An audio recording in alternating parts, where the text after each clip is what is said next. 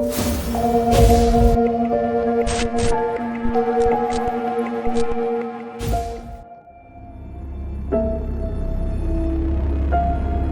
ini bermula sekitar tahun 1993 di saat Bara, seorang bocah yang masih duduk di kelas 4 SD, tengah merasakan kehidupan masa kecilnya yang penuh kehangatan keluarga. Pada masa itu, Bara dan keluarganya diminta untuk menempati sebuah rumah yang memiliki sejarah panjang, rumah peninggalan kakek buyut mereka. Rumah ini terletak di daerah Malang Selatan, sebuah kawasan yang terkenal akan keindahan pantainya yang berbaur dengan nuansa mistis, terutama pantai Ngeliep yang berjarak tak jauh dari sana.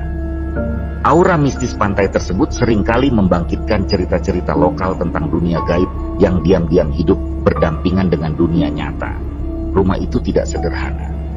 Di dalamnya tersimpan kenangan kakek buyut Bara, tempat di mana beliau menjalankan usaha peternakan sapi, sekaligus tempat jagal hewan ternak. Selain itu, kakeknya juga memelihara beberapa kuda yang bagi Bara tampak megah dan berwibawa dalam cerita-cerita yang dibagikan keluarganya. Namun kini, rumah itu hanya berdiri sunyi, menunggu untuk dihuni kembali oleh keluarga Bara, ayahnya, ibunya, kakaknya, dan Bara sendiri. Ketika pertama kali menjejakkan kaki di sana, Bara merasa rumah itu berbeda. Rumah ini memiliki satu gerbang besar yang kokoh. Dulunya menjadi jalur keluar masuk truk pengangkut hewan ternak. Gerbang besar itu seperti membatasi mereka dari dunia luar. Di bagian utara dari gerbang tersebut, berdiri bangunan utama, tempat tinggal keluarga Bara. Sementara di bagian selatan, terdapat bangunan lain yang terlihat lebih tua, yang terpisahkan oleh sebuah jalan kecil menuju ke bagian belakang rumah. Di area belakang itulah letaknya tempat jagal sapi dan bekas kandang kuda yang kini sudah ditinggalkan. Selain itu, konon ketika salah satu kuda kesayangan kakeknya Bara jatuh sakit dan mati, kuda itu dimakamkan di belakang kandang sebagai bentuk penghormatan.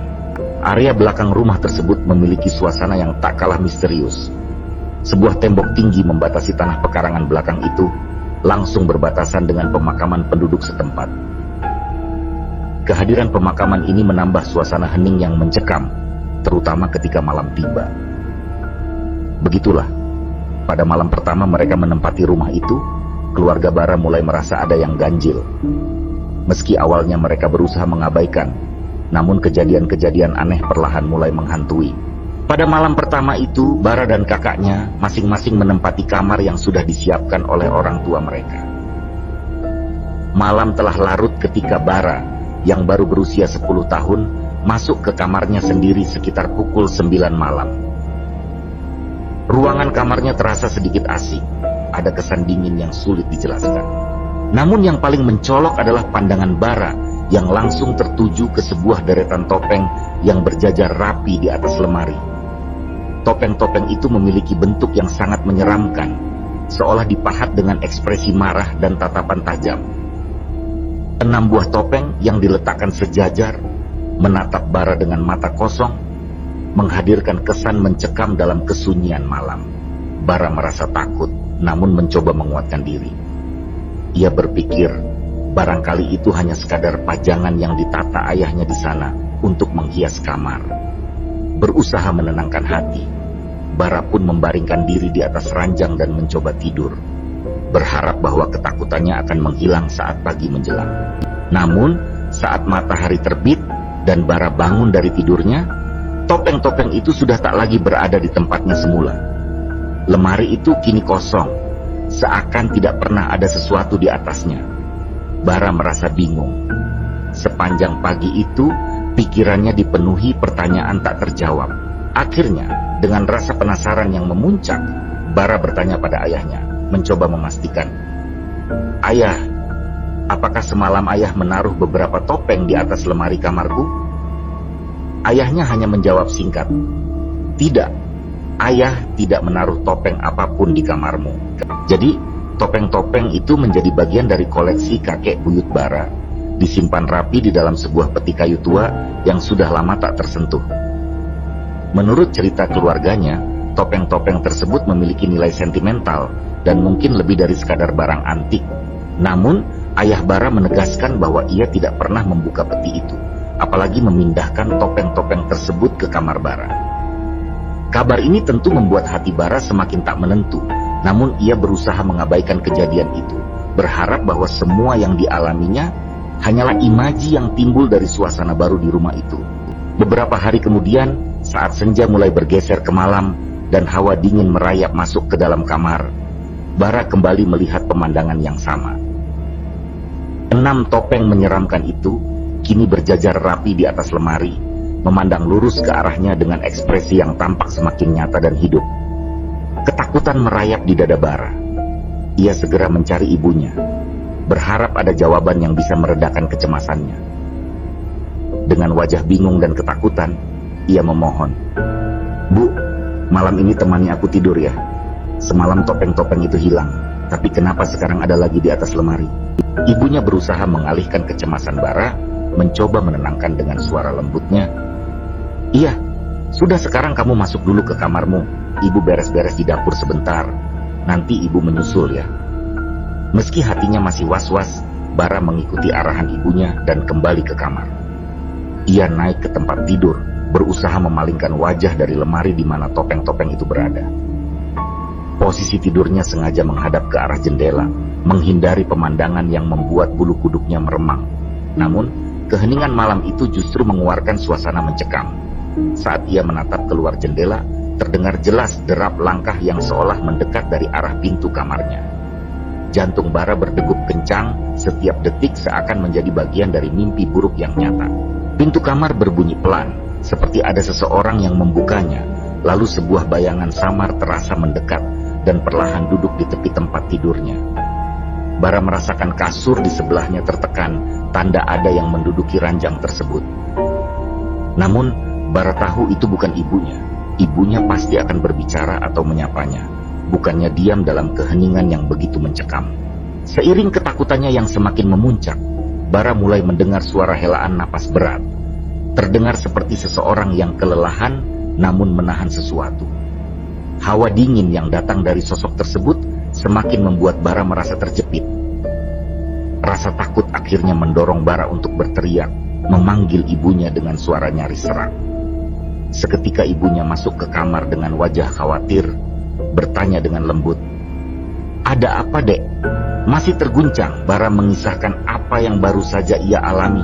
"Bu, tadi ada yang masuk ke kamar, duduk di tempat tidur ini, Bu." Sang ibu memeluk Bara erat, berusaha menenangkan ketakutan yang begitu nyata pada anaknya. "Sudah, sekarang kamu tidur, ibu temani kamu malam ini." Ibu Bara berusaha sebaik mungkin memberi rasa aman kepada putranya, berharap bahwa keberadaannya bisa mengusir rasa takut yang menyelimuti Bara. Keesokan paginya, Bara terbangun dengan perasaan sedikit lebih tenang. Namun, yang ia lihat berikutnya kembali membuat hatinya menciut. Topeng-topeng yang semalam berjajar di atas lemari kini menghilang tanpa jejak. Lemari itu kosong, seakan tak pernah ada apapun di sana. Bara hanya bisa terdiam. Perasaan bingung dan takut seolah saling bertubrukan dalam pikirannya yang masih belia. Keanehan demi keanehan terus berlanjut selama 7 hari berturut-turut. Setiap malam, topeng-topeng itu muncul kembali dan menghilang saat pagi menjelang, seolah memainkan permainan misterius yang hanya dimengerti oleh dunia tak kasat mata. Setelah berkonsultasi dengan beberapa kerabat, akhirnya ayah Bara mengambil keputusan untuk mencari bantuan. Ia memanggil seorang ahli supranatural yang sudah sering membantu warga sekitar dalam mengusir energi jahat dari rumah-rumah tua. Orang tersebut bernama Pak Supri, sosok yang dikenal memiliki kemampuan untuk menetralisir tempat-tempat yang dianggap angker dan menyimpan energi-energi tak diinginkan. Siang itu, ketika Pak Supri melakukan ritualnya di rumah, Bara sedang berada di sekolah, tak menyaksikan secara langsung apa yang dilakukan pria tersebut. Sepanjang hari, pikiran Bara dihantui bayangan tentang topeng-topeng misterius itu. Ketika sore menjelang, Bara pulang dan mendapati ayahnya sudah menunggu di ruang keluarga, seakan ingin segera menceritakan sesuatu. Dengan suara yang tenang namun serius, ayahnya mulai mengisahkan apa yang terjadi siang tadi. "Pak Supri, Setelah tiba di rumah mereka, mulai berkeliling ke setiap sudut bangunan, menyebarkan sesuatu yang diyakini sebagai media penangkal. Ritual itu berlangsung tanpa banyak suara, hanya doa yang lirih terdengar mengiringi langkah Pak Supri. Di akhir ritual, pria itu membuka peti tempat topeng-topeng malangan tersimpan. 6 topeng itu, koleksi berharga peninggalan kakek buyut Bara, akhirnya dikeluarkan dari peti dan diserahkan pada Pak Supri untuk dibawa pergi. Topeng-topeng malangan ini memang memiliki nilai sejarah tinggi dan terkenal dengan ekspresi wajahnya yang kuat dan mistis.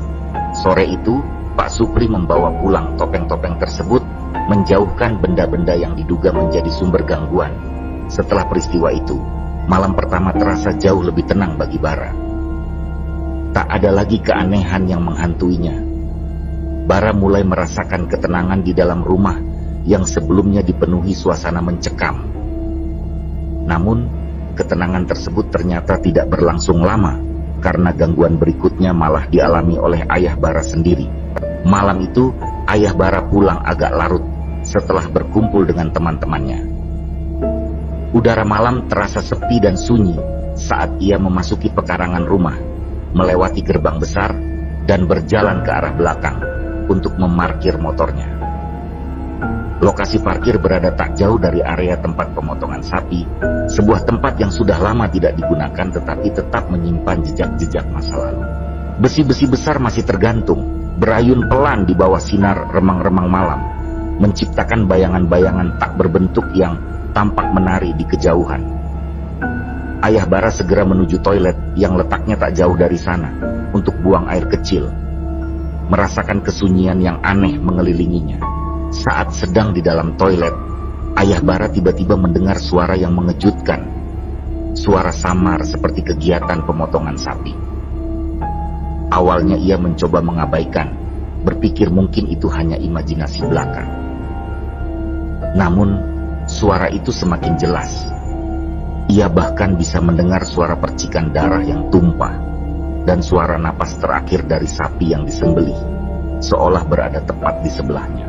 Suasana semakin menyeramkan saat ayah Bara menyadari bahwa suara tersebut datang dari tempat pemotongan di dekatnya. Ia heran, waktu sudah larut, dan tak mungkin ada orang yang bekerja di tempat itu pada jam seperti ini.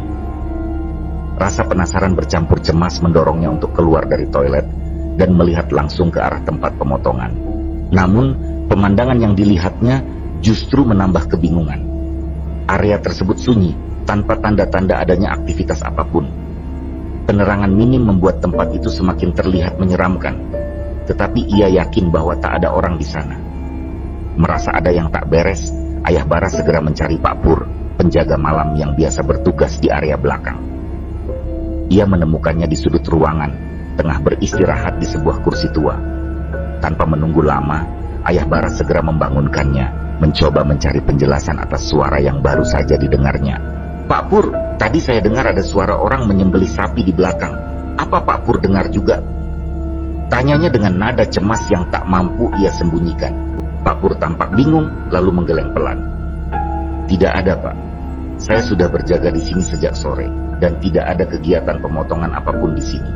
Jawaban Pak Pur justru menambah ketidaknyamanan di hati ayah Bara. Ia bertanya lagi, memastikan bahwa pendengarannya tidak salah. "Serius, Pak.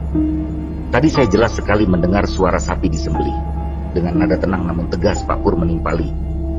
"Saya pastikan, Pak.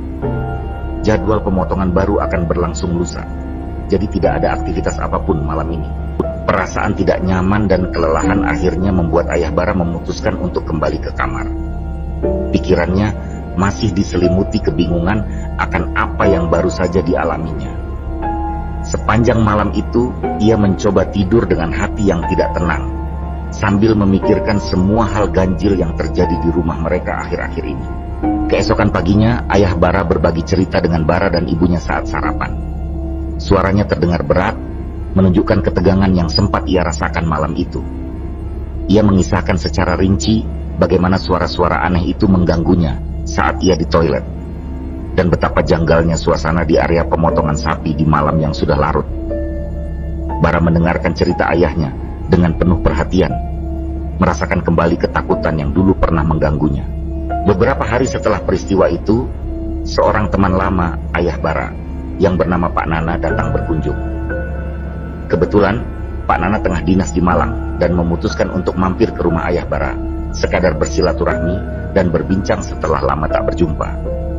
Malam itu mereka berbincang santai di ruang keluarga, menghabiskan waktu dengan cerita-cerita lama dan tawa yang menggema di rumah. Obrolan mereka terus berlanjut hingga larut malam, tak terasa hingga mendekati pukul 2 dini hari. Karena malam sudah terlalu larut dan suasana terasa semakin sepi, Pak Nana akhirnya memutuskan untuk bermalam di rumah mereka. Ayah Bara menunjukkan kamar tamu yang terletak di bagian belakang rumah, sebuah kamar yang sudah lama tidak digunakan, namun disiapkan untuk tamu yang datang. Malam itu, Pak Nana menjadi orang pertama yang menginap di kamar tersebut. Kamar tamu itu berlokasi di ujung belakang, jauh dari kamar utama keluarga Bara. Suasananya sedikit dingin dan sepi, dengan perabot yang sederhana namun cukup nyaman. Pak Nana pun masuk ke kamar dan bersiap untuk beristirahat setelah perbincangan panjang dengan Ayah Bara. Ketika waktu menunjukkan sekitar pukul 2:30 dini hari, dan saat seluruh rumah sudah terlelap dalam keheningan, tiba-tiba terdengar suara langkah tergesa-gesa dan teriakan Pak Nana yang memecah kesunyian malam. Ayah Bara terbangun dengan terkejut dan segera berlari keluar kamar, bertemu Pak Nana yang tampak panik dengan wajah pucat dan sorot mata ketakutan. Pak Nana tak mampu menyembunyikan kegelisahannya. Napasnya tersengal saat ia berkata dengan suara bergetar, "Saya harus pulang sekarang." Ayah Bara kebingungan melihat kondisi temannya itu. "Kenapa Pak Nana? Apa yang terjadi?" tanyanya dengan penuh penasaran dan kekhawatiran. Pak Nana hanya menggelengkan kepala. Tampak jelas bahwa ia enggan menjelaskan detail peristiwa yang baru saja dialaminya.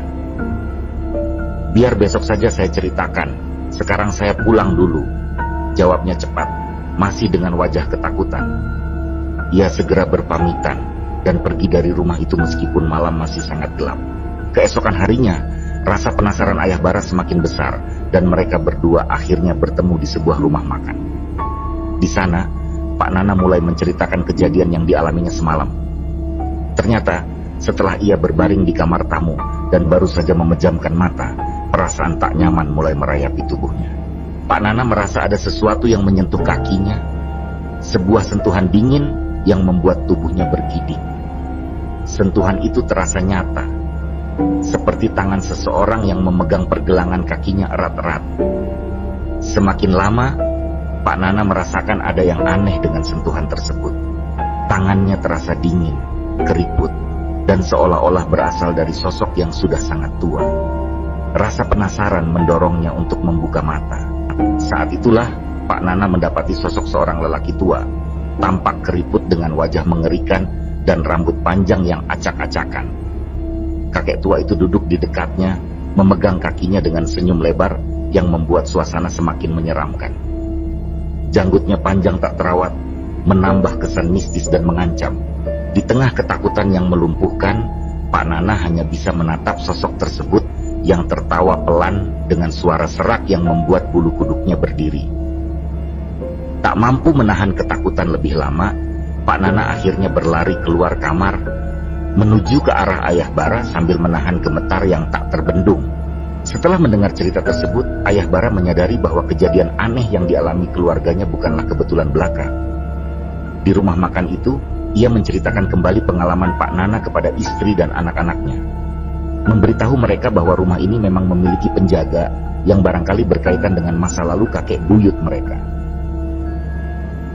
Keberadaan sosok-sosok penunggu ini seakan menjadi bagian dari takdir rumah yang sudah lama berdiri di sana. Teringat akan perkataan Pak Supri yang sempat melakukan pembersihan beberapa hari lalu. Ayah Bara mulai memahami maksud dari pesan-pesan tersembunyi yang disampaikan Pak Supri. Pak Supri memang telah memberitahu sebelumnya bahwa kakek buyut Bara dengan sengaja menempatkan penjaga-penjaga gaib di rumah tersebut. Beberapa dari mereka ditempatkan di sudut-sudut tertentu, sementara yang lain melekat pada benda-benda tertentu, seperti topeng-topeng yang kini telah dibawa pergi. Ayah Bara awalnya merasa bingung, tidak sepenuhnya paham alasan kakek buyutnya melakukan hal tersebut. Dalam benaknya, ia bertanya-tanya, mengapa kakek buyutnya perlu menempatkan sosok-sosok gaib di rumah ini? Pak Supri, dengan ketenangan yang penuh keyakinan, menjelaskan bahwa praktik semacam ini cukup lazim dilakukan oleh orang-orang tua dulu. Biasanya, sosok gaib ditempatkan untuk menjaga rumah dari energi negatif atau gangguan dari makhluk halus yang dianggap jahat. Pak Supri menyebut sosok-sosok tersebut sebagai batur, istilah Jawa kuno untuk penunggu atau pelindung rumah. Setelah menceritakan pengalaman Pak Nana kepada Bara dan ibunya, ayah Bara tak lagi menutupi bahwa rumah peninggalan leluhur mereka ini menyimpan hal-hal yang sulit dijelaskan secara logika.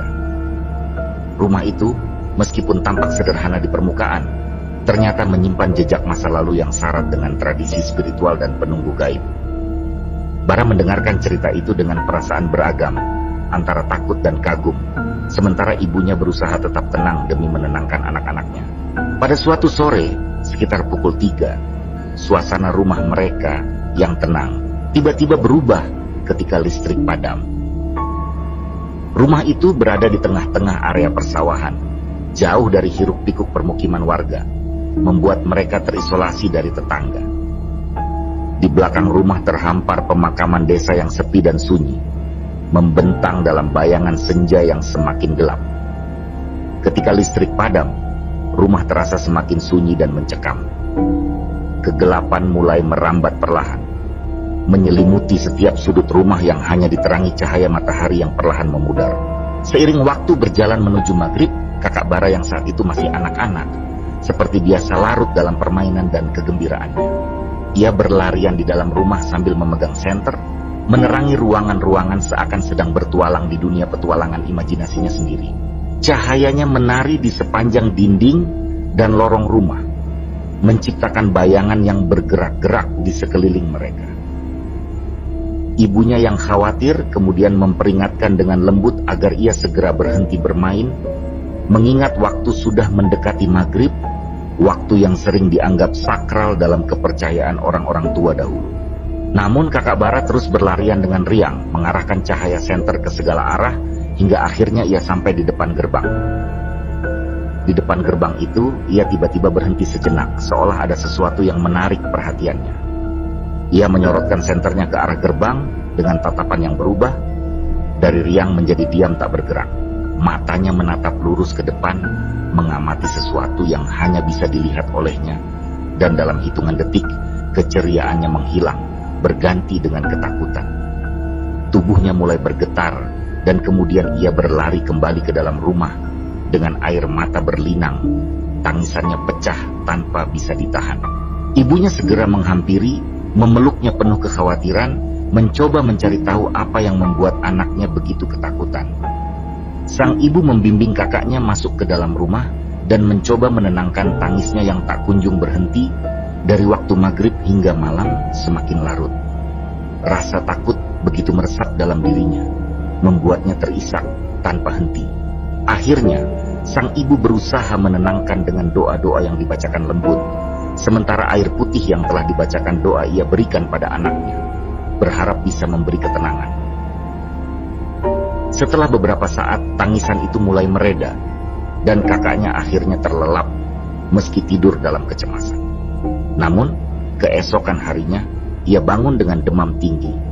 Tubuhnya lemah, seolah beban ketakutan itu telah menyerap habis energinya. Beberapa hari kemudian, setelah keadaan kakaknya membaik, barulah ia bercerita kepada ibunya tentang apa yang membuatnya begitu ketakutan. Sang ibu mendekati dengan lembut, bertanya dengan penuh kasih sayang, mencoba menggali cerita yang telah ia pendam selama ini. Dengan suara pelan, kakaknya menceritakan kejadian sore itu. Saat aku main senter ke arah gerbang, aku melihat sosok besar berwarna hitam. Sosok itu memiliki tubuh berbulu kasar, matanya merah menyala, memandang lurus ke arahku, katanya. Suaranya bergetar mengingat kembali kejadian itu. Yang paling menyeramkan, hidungnya itu penuh kapas, seperti orang mati yang sedang dikafani. Ibunya mendengarkan dengan hati teriris, merasa takut sekaligus prihatin mendengar pengalaman mengerikan yang dialami anaknya. Rasa tak percaya dan ngeri menyelimutinya. namun ia tetap berusaha menenangkan putranya. Setelah mendengar cerita itu, sang ibu menceritakan apa yang ia dengar kepada ayah Bara, berharap mendapatkan penjelasan. Ayah Bara menghela napas panjang, mengenali sosok yang diceritakan putranya sebagai makhluk yang sudah lama diceritakan oleh warga sekitar. Itu yang disebut dengan Madon, jawab ayahnya, dengan nada tenang namun penuh arti. Ibunya memandang dengan raut bingung dan penasaran, kemudian bertanya apa sebenarnya Madon itu. Ayahnya menjelaskan bahwa Madon adalah sosok makhluk jadi-jadian yang sering muncul di tempat-tempat tertentu. Masyarakat setempat mengenalnya sebagai sosok menyerupai mayat yang dikafani, lengkap dengan kapas yang menempel di hidung, telinga, dan mulut, sebagaimana jenazah yang sudah dikafani dalam prosesi pemakaman. Matanya yang merah menyala, serta tubuh berbulu dengan sosok besar, memberikan kesan menyeramkan yang membuat siapapun tak berani menatapnya lama-lama. Beberapa hari setelah kejadian di gerbang, keadaan kakak Bara menjadi semakin aneh. Sosok yang ia lihat saat itu seolah terus membayanginya, datang berulang kali setiap malam, mengganggu ketenangan tidurnya dengan kehadiran yang tak kasat mata, namun terasa sangat nyata. Setiap kali malam menjelang, ia kerap terbangun dengan perasaan takut yang sulit dijelaskan, seakan sosok makhluk hitam itu kembali hadir dalam bentuk bayangan atau suara di sekitar kamar. Hal ini membuatnya semakin ketakutan dan sulit tidur. Setelah melihat kondisi kakaknya yang terus-menerus terganggu, ayah Bara memutuskan untuk memanggil seorang ustadz dengan harapan dapat menetralkan keadaan di rumah mereka. Ketika sang ustadz tiba, ia melantunkan doa-doa sambil mengusapkan air yang telah dibacakan doa ke tubuh kakak Bara, berusaha menenangkan jiwa dan memberikan perlindungan dari gangguan yang tak terlihat. Perlahan, suasana rumah mulai terasa lebih damai, dan kakak Bara pun mulai merasa lebih tenang.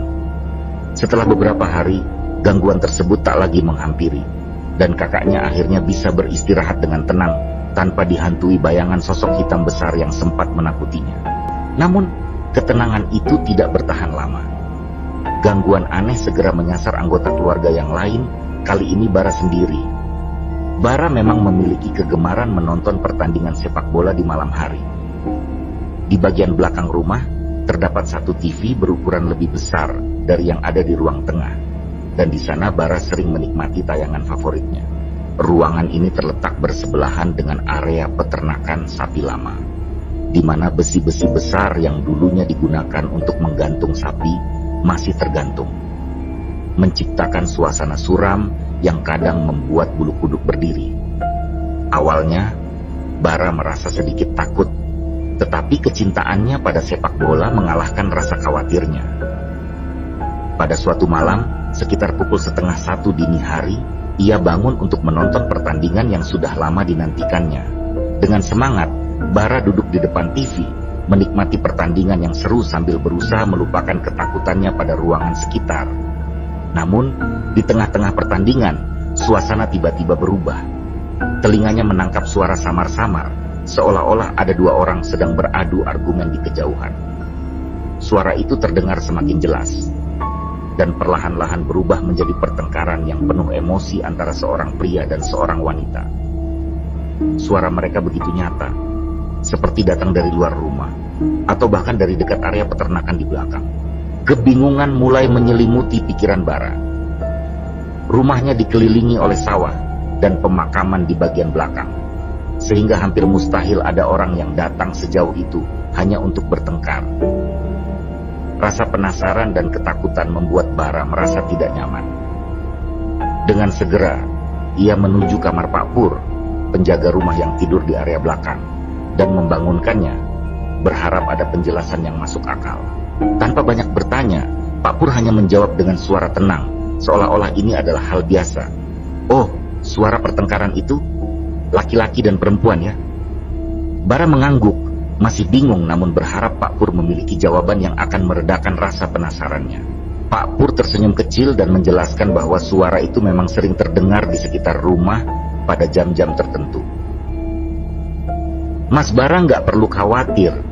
Suara-suara itu memang sering terdengar di sini setiap malam, sekitar jam 1 atau 2. Biasanya hilang sendiri, Mas. Lebih baik nggak usah terlalu diperhatikan, katanya dengan tenang. Seolah pertengkaran tengah malam itu hanyalah bagian dari kehidupan biasa di rumah tersebut. Mendengar penjelasan Pak Pur, Bara mencoba menenangkan diri dan kembali ke depan TV, berusaha mengabaikan suara-suara tersebut dan fokus pada pertandingan. Namun, suara pertengkaran itu justru semakin keras, seolah-olah pasangan tersebut berdiri tepat di balik dinding, atau bahkan di dalam ruangan bersamanya. Suara itu tak lagi sekadar bisikan jauh. Kini, mereka terdengar jelas, penuh dengan emosi yang meledak-ledak, menciptakan suasana tegang yang memaksa Bara untuk berpikir dua kali. Pada akhirnya, ketakutan mengalahkan keinginannya untuk melanjutkan menonton, dan ia memutuskan untuk mematikan TV.